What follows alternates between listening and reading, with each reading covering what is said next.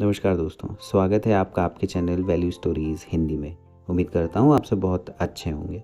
आज एक नई कहानी जिसका शीर्षक मेरे कॉलेज के दिन लेके आपके सामने हाजिर हूँ।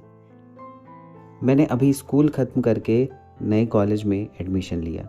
मेरा नाम सिद्धार्थ है।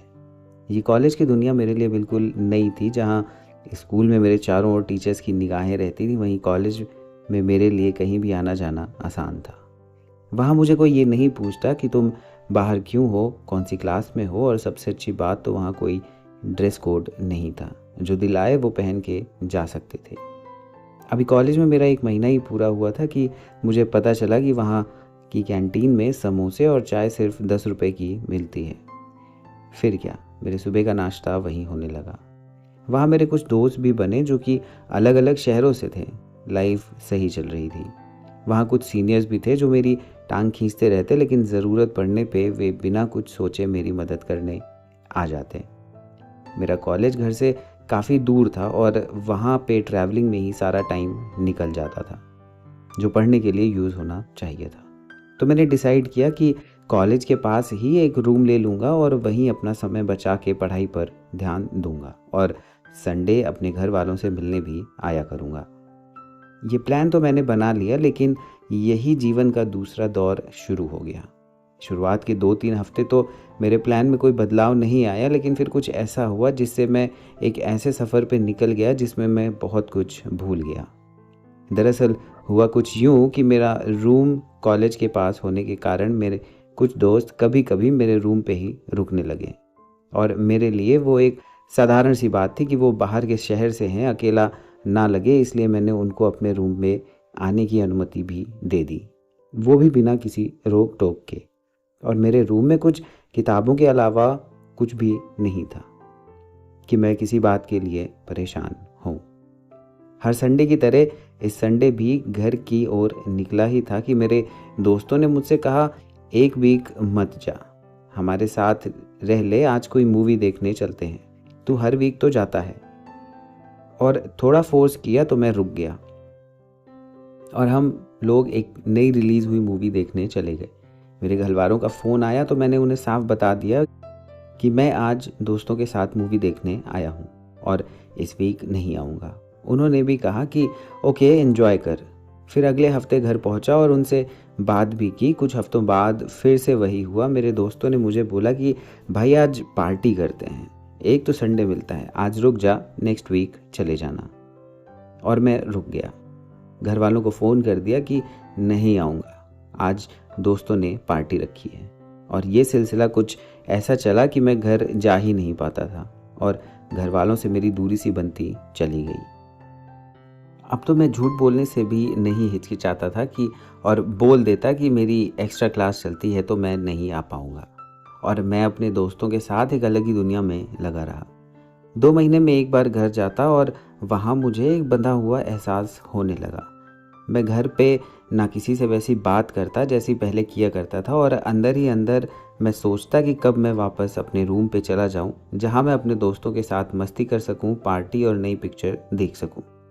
खैर, मेरा फर्स्ट ईयर पास हो जाता है और मेरे मार्क्स भी ठीक आ जाते हैं, लेकिन उतने नहीं आते जितने मैं लाना चाहता था।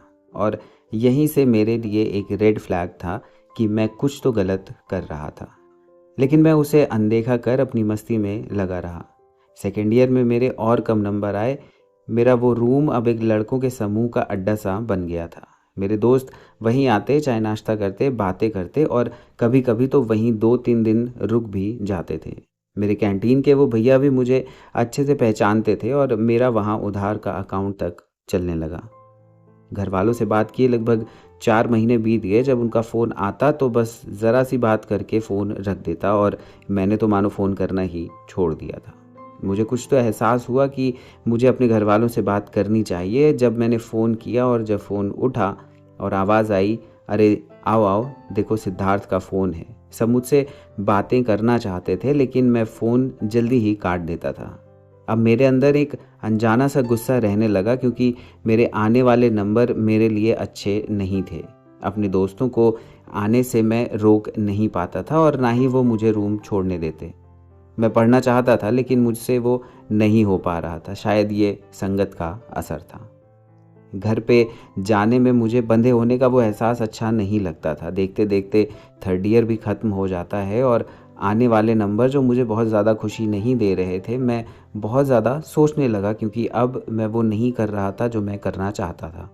अब मुझे अपने करियर की चिंता भी होने लगी और सब जानते हुए भी मैं एक जाल में फंस गया था। तभी अचानक मेरी तबीयत ख़राब हो जाती है, बहुत ज़्यादा ख़राब। मेरे पास खुद को मेरा दोस्त बताने वाले भी नहीं आते। 2 दिन खाना ना खाने पे किसी ने मेरी खोज खबर भी नहीं ली। जो मेरे सीनियर्स थे वो भी कॉलेज ख़त्म करके पास आउट होके जा चुके थे और थर्ड डे मैं देखता हूँ मेरे पिताजी सामने खड़े थे। वो बोले, मैं लेने आया हूँ। मेरे पिताजी ने मुझे बताया कि तुम्हारे कॉलेज से फ़ोन आया था कि तुम 2 हफ्तों से क्लास अटेंड नहीं कर रहे, तो तुमको देखने चला आया। फ़ोन अब तुम करते नहीं, जब ठीक हो जाएगा तो फिर आ जाना।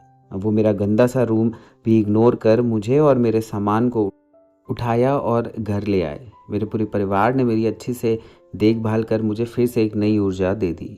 फोर्थ ईयर स्टार्ट हुआ, मैं बिना किसी को बताए एक पीजी में शिफ्ट हो गया। वहाँ मेरे उन दोस्तों का आना जाना भी बंद हो गया जिन्होंने सिर्फ एक रूम होने के कारण मुझसे मित्रता की थी। मैंने जी जान लगा के मेहनत की, मेरे नंबर अच्छे भी आए, कैंपस ड्राइव में मेरा सिलेक्शन भी एक अच्छी कंपनी में हो गया। लेकिन उन 2-3 वर्षों में मैंने अपने जीवन भर का एक सबक सीख लिया। सही समय पर ना कहना आना चाहिए। अगर मैं उन लड़कों को अपने रूम में आने से रोक लेता तो मेरी स्थिति शायद कुछ और ही होती। सभी के दोस्त ऐसे नहीं होते, ये शायद मुझे ही जीवन में एक सबक देने के लिए मिले थे। लेकिन एक बात ज़रूर समझ में आई कि कोई और आपके साथ हो या ना हो, लेकिन आपकी फैमिली आपकी समस्या में ज़रूर आपकी मदद करने आएगी, स्थिति चाहे जो भी हो। दोस्तों, कहानी आपको ठीक लगी हो तो लाइक करिएगा और चैनल को सब्सक्राइब कर लीजिएगा, वो भी बेल आइकन के साथ। सुझाव या फीडबैक कमेंट में ज़रूर बताइएगा। हमारे चैनल पे आपका एक सब्सक्राइब, यकीन करिए, हमको बहुत मोटिवेट करता है। आप हमारे सब्सक्राइबर के नंबर नहीं बल्कि हमारे अच्छे श्रोता हैं। मैं अगली कहानी जल्द ही लेकर आऊँगा, तब तक अपना ख्याल रखिएगा। कहानी सुनने के लिए आपका बहुत बहुत धन्यवाद।